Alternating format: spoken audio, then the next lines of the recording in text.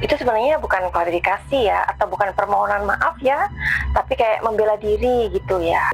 Kalian perhatikan nggak sih, kalau ditanya apa, jawabannya apa gitu. Ini kenapa dia bilang bohong? Oke, Two of Cups, Page of Wands. Oke, jadi ini kartu clue-nya. Anybody home? Semua kita disinari oleh kasih dan cinta. Dan buat kalian yang baru saja kesasar atau terdampar di sini, aku sih pembisik kartu. Nah, ada cerita apa lagi, drama apa lagi yang disuguhkan kepada kita netizen ini? Sesungguhnya wahai netizen, kalian ini memang banyak sekali PR-nya. Assalamualaikum warahmatullahi wabarakatuh. Halo, saudara-saudaraku semua. Selamat datang kembali di Surah Pentol, channel yang selalu membahas dan mereaksi berbagai video viral, podcast, serta komentar-komentar netizen yang sedang ramai diperbincangkan. Di video kali ini kita akan membahas Sarwendah yang kembali menjadi sorotan usai tampil dalam sebuah podcast. Bukannya meredakan polemik, justru isi podcast tersebut memicu gelombang komentar baru dari netizen. Bahkan muncul satu unggahan singkat yang membuat publik semakin penasaran dan memunculkan berbagai spekulasi. Sebenarnya apa saja yang disampaikan dalam podcast tersebut? Mengapa banyak netizen menilai masih ada pertanyaan yang belum terjawab? Dan bagaimana perkembangan terbaru setelah video podcast itu beredar luas di media sosial? Tonton videonya hingga usai, karena saya akan memberikan komentar cukup panjang di bagian akhir video. Yuk kita tonton videonya. Ya kan? Iya. Oke, hari ini Madam Suki mau memprediksi sesuatu atau melihat kisi-kisinya. Setuju? Setuju. Jadi ini bukan untuk memanggil klinik-klinik, bukan ya? Supaya Madam Suki itu saat membaca tarot itu bisa lebih gimana gitu ya. Nah, by the way, kita akan lihat dulu apa yang mau kita diskusikan hari ini. Coba. Apa ini? Segala pernyataannya, Sarwendah bukannya banjir simpati, malah banjir hujatan. Apakah benar kamu pernah ngata-ngatain Koruben Cong di depan anak-anak? Itu dari berita yang kita dapat itu. Ya gak pernah lah kok. Sumpah aku gak pernah. Itu kan gimana pun bapaknya anak-anak. Kamu yakin ya? Aku yakin. Bisa bertanggung jawab? Bisa pertanggungjawabkan. Bisa tanya ke anak-anak. Pernah gak aku ngatain kayak gitu? Di depan. Kemudian balik ke belakang. Mundur.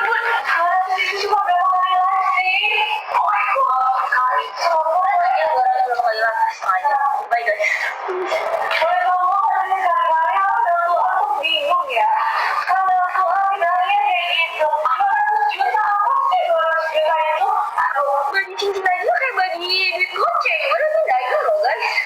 Gak usah mengharapkan laki-laki, gak usah susu sendiri. Enggak lah, mengharapkan laki-laki apa gitu. Jangan lupa follow dan pantau. Jangan lupa follow and share. Yuhu. Jadi gimana?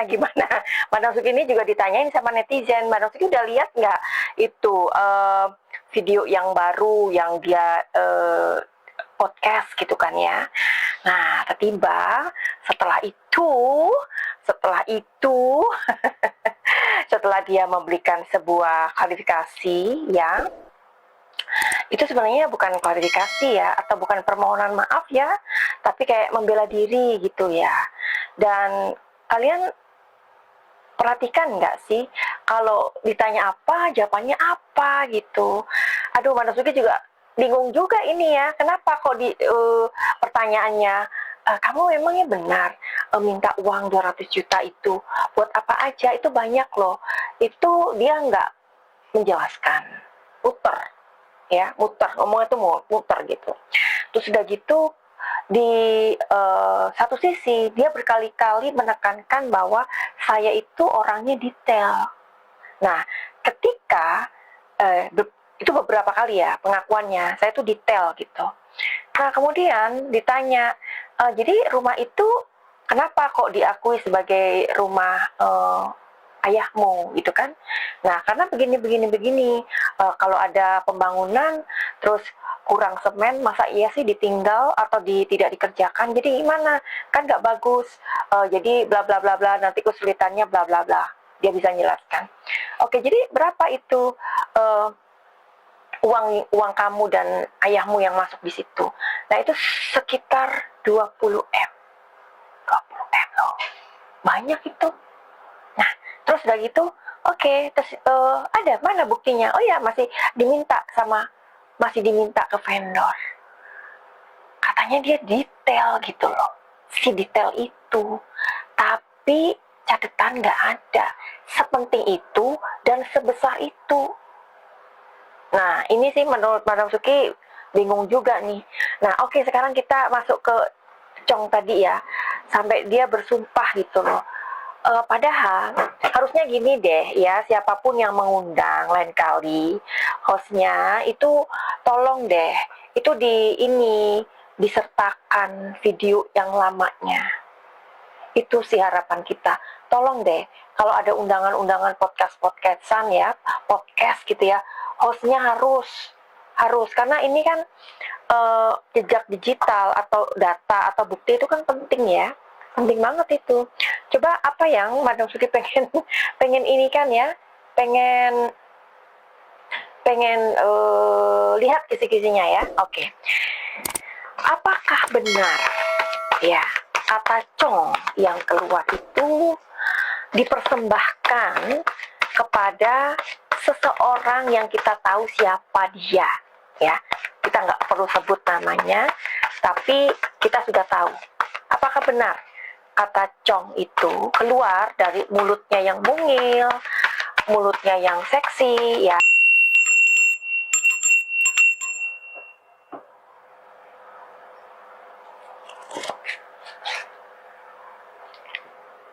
Jawabannya positif. Artinya iya. Diperuntukkan kepada orang tersebut. Tapi kenapa dia berkelit? Kenapa? Alasannya apa? Apakah dia lupa? Jadi ternyata dia satu untuk menutupi kesalahannya, yang kedua dia merasa sendirian. Nah, kita akan bandingkan bagaimana seandainya dia berada di posisi di orang-orang yang single parent, single mom, benar-benar single mom yang tidak diberikan nafkah sepeser pun sama suaminya. Sampai dikomentarin loh sama single mom. Single mom ini cantik banget ya, nggak perlu disebut namanya, cantik banget ya. Juga dia orisinil sih ya, maksudnya nggak pernah operasi muka ya, cantik banget. Terus mantan suaminya itu pernah masuk penjerong tapi sebentar ya, inisialnya A ya, mantan suaminya ini. Nah, si wanita ini, si supermom ini, kalau manusia bilangnya supermom ini ya, ditanya berapa si A itu ngasih, katanya mantan suaminya itu ngasihnya hanya 20 juta. Itu pun saya pun bersyukur banget tuh. Tapi kadang pernah nggak ngasih. Nah, tapi dia kan tidak play victimnya, dia tidak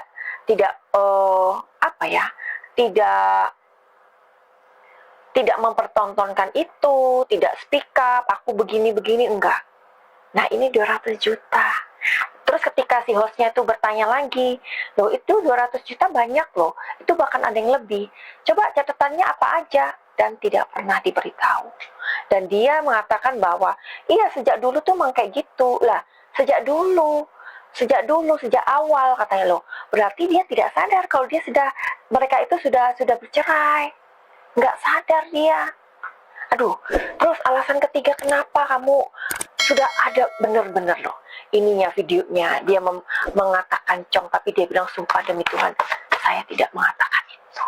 Alasan ketiga, kok Madam Suki pikir orang ini mohon maaf ya, kok nggak nyambung gitu loh. Kenapa sih? Kok kayaknya itu makanya mereka sering miskomunikasi sampai mantan suaminya itu capek gitu loh. Iya kan, seperti lagu tadi. Nah, tiba-tiba anaknya dong yang laki itu tidak mengomentari apapun lagi, hanya saja di ini di Insta story-nya tertulis bohong gitu aja. Ya, seperti lagunya Madam Suki itu tadi. Nah, jadi kalau menurut kalian gimana? Gimana kalian menyikapi ini ya? Tapi apa yang kalian mau tanyakan lagi di sini, coba apa yang pengen kalian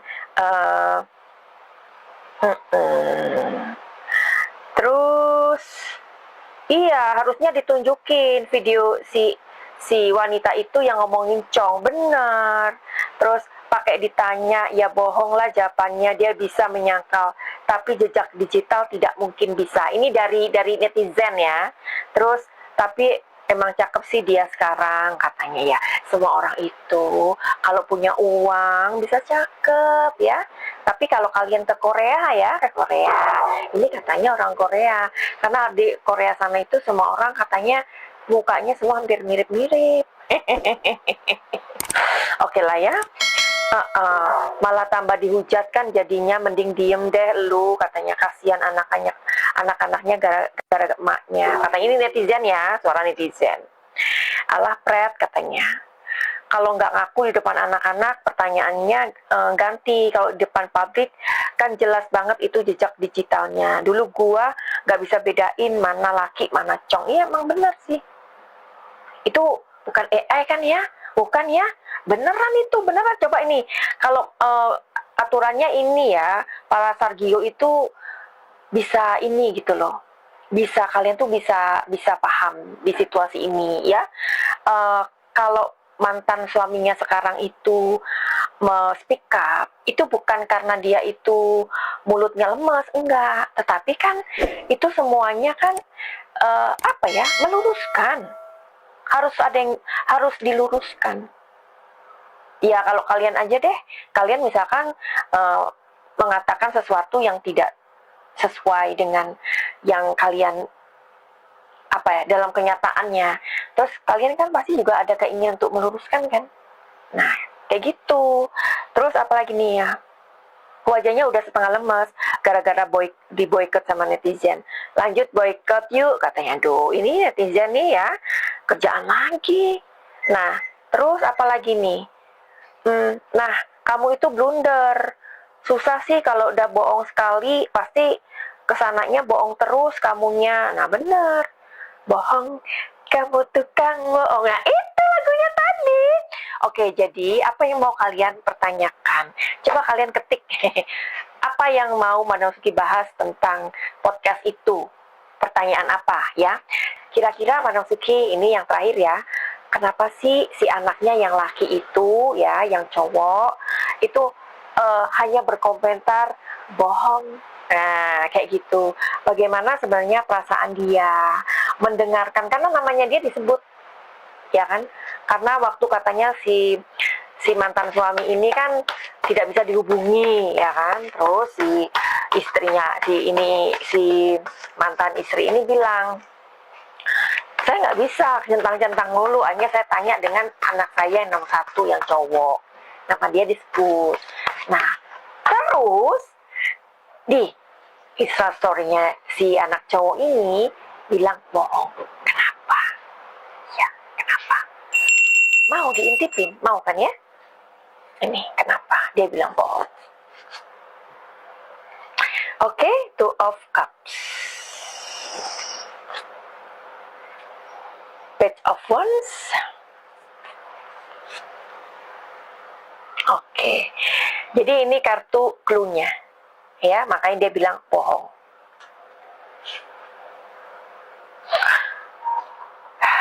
Oke. Jadi si anak cowok ini memang dia kan tinggal ya sama si mantan istri ini ya, bukan mantan ibu ya, nggak ada ya, mantan ibu, mantan bapak itu nggak ada ya, si mantan istri ini. Jadi dia melihat semuanya ya.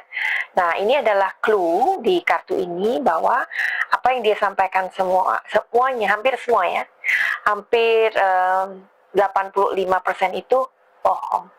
Karena tidak sesuai dengan apa yang dia lihat, apa yang terjadi di rumah itu. Nah, ini sosoknya dia, positif. Bahkan kan dia dulu juga pernah dituduh ya, nyolong parfum katanya.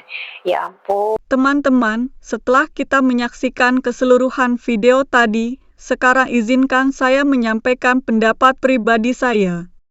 Sekali lagi, ini adalah opini saya sebagai kreator yang mereaksi sebuah konten berdasarkan apa yang ditampilkan dalam video tersebut, sehingga kalian tentu boleh saja memiliki pandangan yang berbeda.